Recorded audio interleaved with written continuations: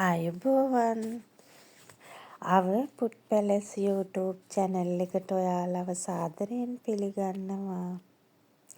ඉතින් ඔන්න අදත් මම ඔයාලට අලුත් රෙසිපි එකක් අරන් ඇවිත් තියෙනවා. ඉතින් මුලින් වීඩියෝ එකට යන්න කලින් ඔයාලගෙන් පුංචි ඉල්ලීමක් කරනවා. ඔයාලා මගේ වීඩියෝස් වලට කැමති නම් මගේ channel එක subscribe කරන්න, like කරන්න, comment කරන්න.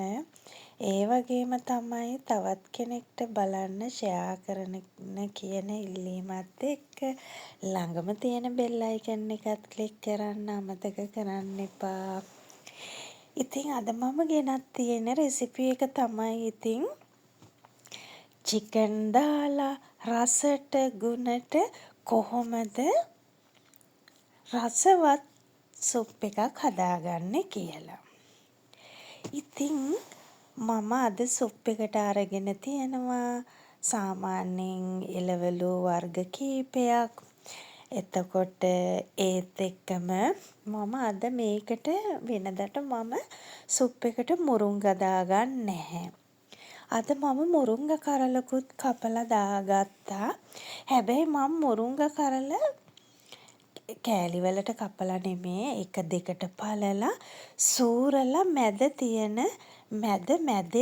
තමයි මම අරගන්නේ සුප් එකට හරිම ගුණයි හරිම රසයි ඒක වෙනස්ම රසක් තියෙනවා ඇත්තටම ඔයාලත් සුප් එකට මුරුංගා කරලත් දෙකක් මේ පළලා සූරලා ඒකේ මැද අරගෙන දාලා හදලා බලන්නකො කොච්චර රසයිද කියලා.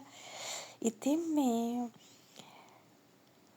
මම සුප් එකට අල, බෝංචි, ගෝවා, කැරට් ඒ වගේ එළවලු වර්ග කීපයක් තමයි අරගෙන තියෙන්නේ. ඒ වගේම බේබි කෝන් අරන් තියෙනවා.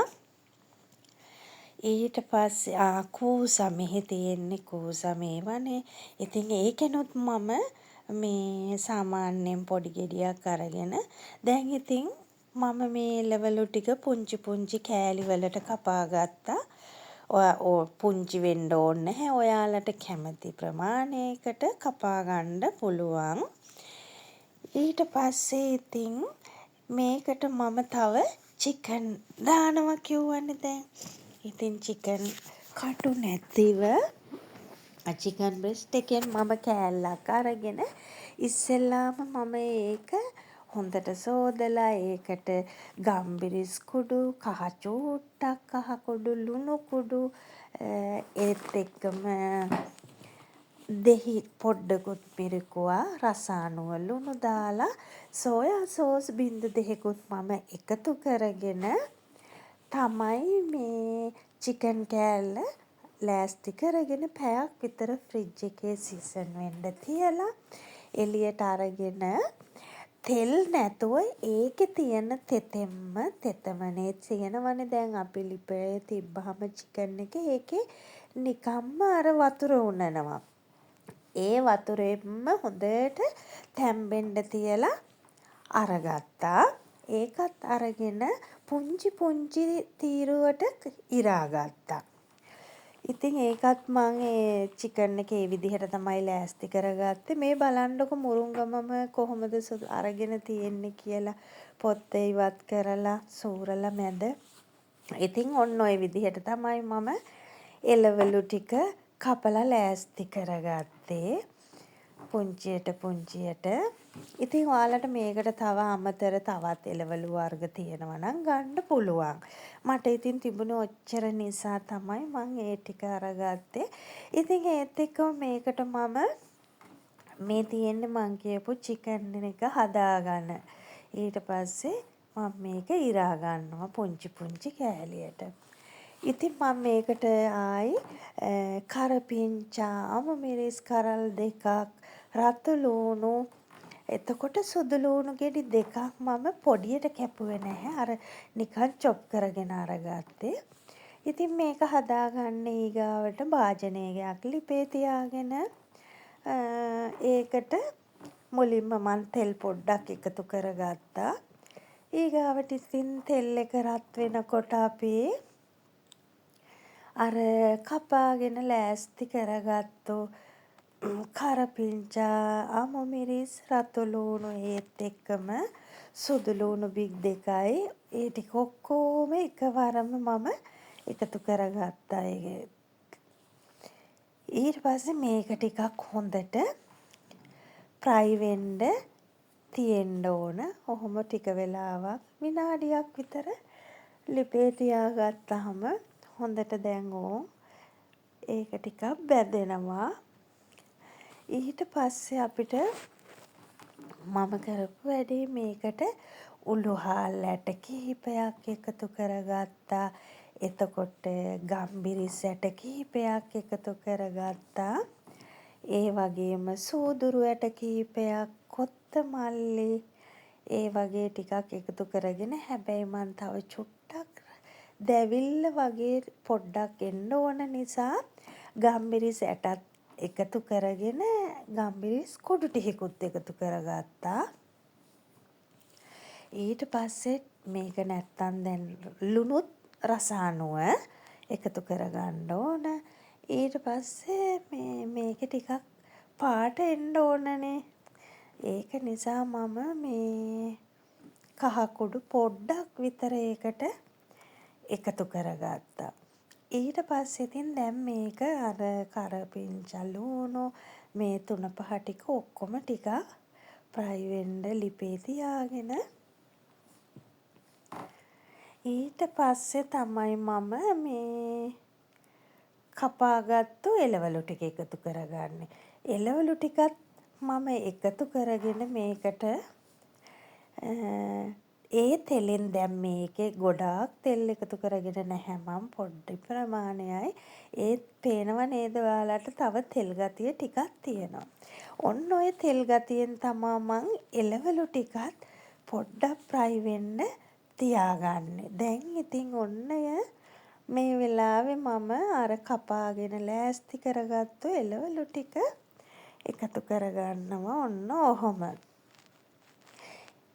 ඉතින් මම මේක හදලා ෆ්‍රිජ් එකේ තියලා මට දවස් 3ක් විතර පුළුවන් කන්වට ගන්න. ඒක නිසා මම ටිකක් වැඩිපුර හදාගත්තා. එළවලු ටිකක් වැඩියෙන් අරගෙන මොකද මේ නිතරම හදාගන්නත් බෑනේ.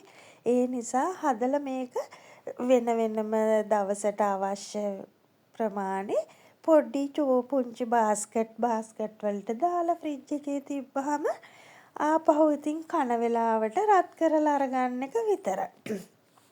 කියන්න බැරි වුණානේ මම පරිප්පුත් පොඩ්ඩක් හොදලා ලෑස්ති කරගත්තා. මොකද අර අලයි පරිප්පුයි දාපුවාම ටිකක් මේ අර ටික් ගතිය උකු ගතිය එනවා. අර අල එක තැම්බුනහම මම අනිත් එළවලු නම් පොඩි කරගන්නේ නැහැ. අල එක හොඳට තැම්බුනාම පොඩ්ඩක් පොඩි කරගත්තාම හොඳට උකු ගතිය එනවා. දැන් මේක මම කෑලි විදිහට තමයි හදාගන්නේ. ඔයාලට පුළුවන් මේක මේ හදාගෙන හොඳට පිටි වෙන්න බ්ලෙන්ඩරේට දාලා තඹරගෙන එහෙමත් සුප් එක සමහර අය එහෙම කැමතියි. මම නම් ආස සුප් එක කෑලි වගේ. කෑලි හැපෙන්න කෑලිත් එක්ක. ඒ නිසා මම ඒ විදිහට තමයි හදාගන්නේ. ඉතින් ඔන්න ඔහොම එළවලු ටික එකතු කරගෙන ආයි මම මේකට බණ්ඩක්ක කරල් දෙකකුත් එකතු කරගත්තා. දැන් ඉතින් ඒක ටිකක් ෆ්‍රයි වුණාට පස්සේ මම වතුර එකතු කරගන්නවා.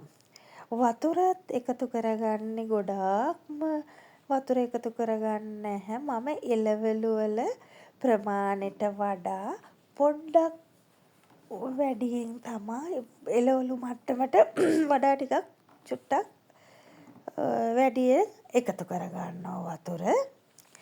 ඊට පස්සේ ඉතින් තියෙන්නේ දැන් මේ එළවලු ටික හොඳට තැම්බෙන්න ඕන. ඊට පස්සේ ඔහොම බලන්නකෝ මෙන්න ඒ එළවලු ටික ඔන්න හොඳට දැන් වතුර එක නටනවා. එළවලු ටික තැම්බීගෙන එනවා. නමුත් තව හරියටම තැම්බිලා නැහැ.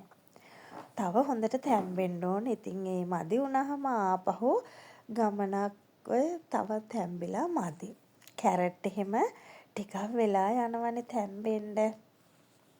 ඉතින් ඊට පස්සේ ආයි ගමනක් මම වහලා තියලා ඊට පස්සේ මේ තමයි චිකන් එක එකතු කරගන්නේ. තැම්බුණාට පස්සේ මේ බලන්න මම අර චිකන් කෑල්ල පුංචි පුංචි විදිහට ඉරාගෙන තියෙන්නේ මේ. ඕම් බලන්නකෝ. ඔන්න ඔහම තමයි චිකන් එක තියෙන්නේ.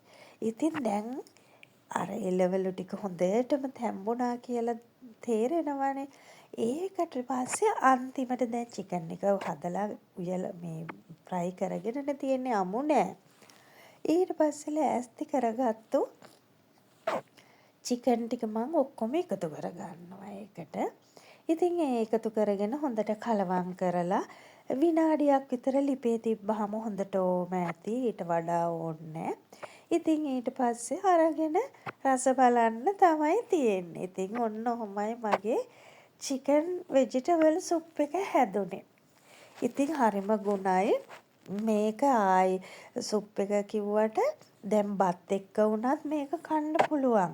මම එහෙමත් කනවා. බත් බෙදාගෙන ඒකට නිකන් මාළුවා වගේ මේක දාගෙන කන්න පුළුවන් පට්ටම රසයි ඉතින්.